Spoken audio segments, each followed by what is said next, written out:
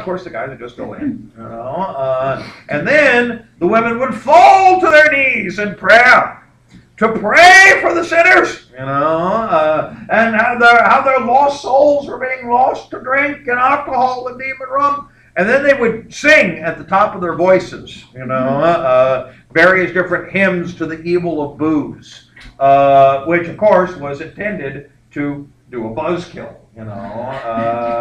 which is one of the reasons why that many tavern owners would hire their piano players to play even louder to try and counteract the hymns coming into the sounds, so the people didn't want to. But the worst was not when you came in to the tavern. Oh, okay. It's when you left. Because you see, you got accosted again on the way out, but this time you've been in the tavern, which means you're probably a little happy, okay? Or you thought you were, Or even worse, you're drunk. Even worse, you're hungover. Now imagine you having a hangover. You stumble out of the tavern, and you are facing the Harridan Squad. And they would come at you singing at top volume. They had their own theme song, and they would come at you. Some of them would actually carry that bass drum because that really helps with your headache. Cymbals. And there is away, away with rum by gum, with rum by gum, with rum by gum, away, away with rum by gum. That's the song of the Temperance Union. Boom, boom, boom, boom, boom, boom. The board of I'm gonna die. Well, what we might call negative reinforcement. Okay, but they were certainly the WCTU as evil as those techniques were, but fun.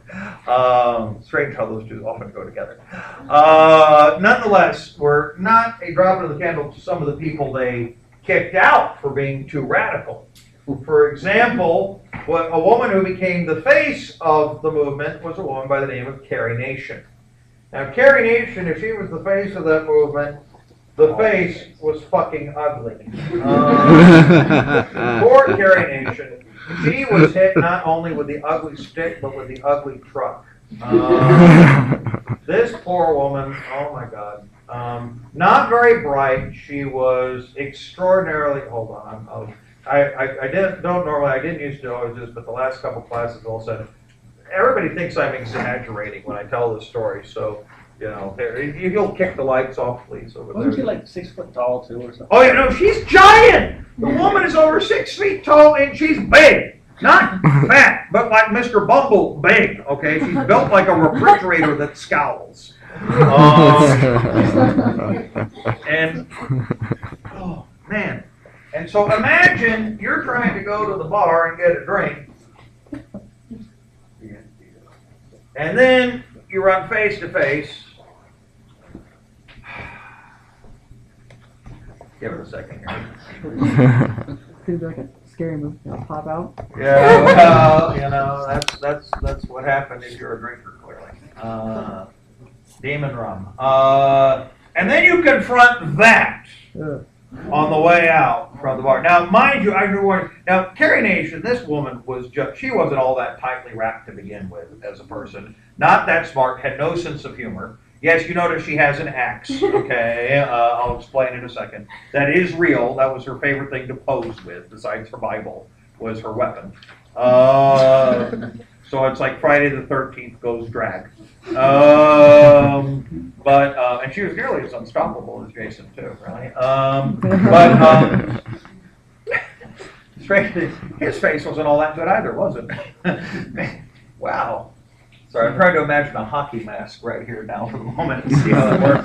Anyway, you all give me some really bad ideas for later lectures. Anyway, but Carrie Nation, oh my God, this poor woman. First of all, by the way, if you ever feel unloved, if you ever feel like you will never have a mate, this woman with a face like ass, okay, who was in constant scowl mode. You'll never see, and when she tries to smile, it's actually more frightening. It doesn't look like she has any teeth. Oh no, she has teeth. I'll show you. This is so bad. It's another picture. Give me a second. Anyway, but anyway, the thing was, and to be fair, she actually got married twice. Okay, and look, guys, if you ever feel loved, if this woman could get 2 different husbands, there's somebody for everybody. Okay, you have hope. Okay, there's nobody who should feel like that. If that can land too. Now, mind you, I don't know if she knocked one out and bragged him, but no, but the sad part was the reason, and this is true, she didn't get along well with her first husband. She wasn't all that bright, wasn't too tightly wrapped to begin with. But in a serious note, she suffered a tragedy. She and her husband, her first husband, she tried to have a baby, and the baby miscarried. Now, this wasn't, mind you, this is not uncommon at the time, but it clearly unhinges her. And she blames her husband for the miscarriage, claiming it's his fault because he's a drinker, he's a smoker, and also because he was a member of a Masonic lodge. Now, I'm not sure how being a member of a Masonic lodge kills your swimmers or otherwise screws with your DNA, but apparently, according to her, it did, because, of course, her belief was based off of scientific proof. But there's a famous picture that goes around the internet on occasion. This was a promo picture they did. That was, and so here it was, and you see them all Inbreeding. tarted up. You notice that she's got lipstick on here. This is her in this picture. And you see the phrase, lips that touch liquor shall not touch ours. Now, Give me a drink. when you if you consider the models they chose for this picture, okay, this picture was being sent around the internet like a year or 2 ago with a caption saying, best argument for drinking.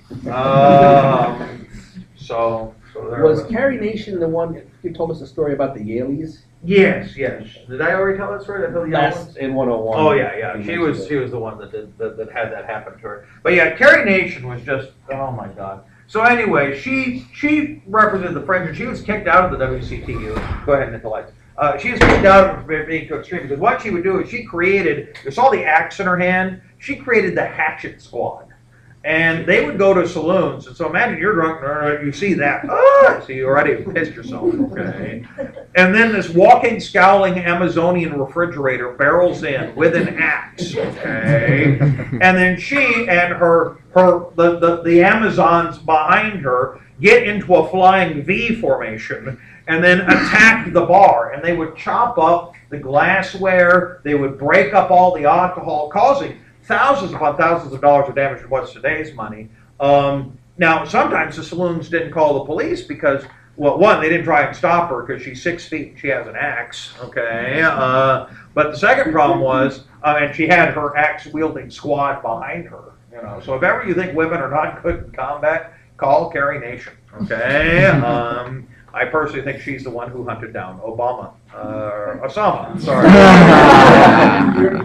Hunted down Obama, that's right. She's been stalking him, saying, do I smell alcohol? Nice save. Yeah, I can't believe I said that. I'm saying, There's on YouTube, that's right. Jhanel hates Obama. Yeah, there we go. pretty sure you're not. Why not have yet another fun political rumor about me go around? It's not like I have too few of them. Yes. Actually, when my friend told me 2 days ago that Osama was dead, Mm-hmm. I actually did think he said Obama. Oh. Oops. Wouldn't that have been confusing? I said, and who made the announcement? Oh, Osama will be on the TV tonight. Yes, that must have been very confusing, you know.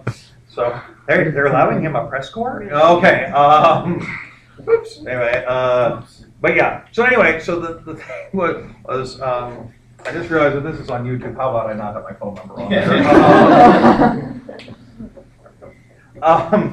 But anyway, so they would actually do this, and many of the saloons were operating in gray areas of legality, as in not very legal, in some of the areas due to the laws they had for the state and county laws. And so they kind of went in there, and the owners couldn't call the police on them because otherwise they would get arrested too. In other cases, when they did call the police, Carrie Nation didn't care. She thought it was good publicity to go to jail for this sort of thing, and she would just use it to try and shame them morally into more behavior. So she was very colorful. She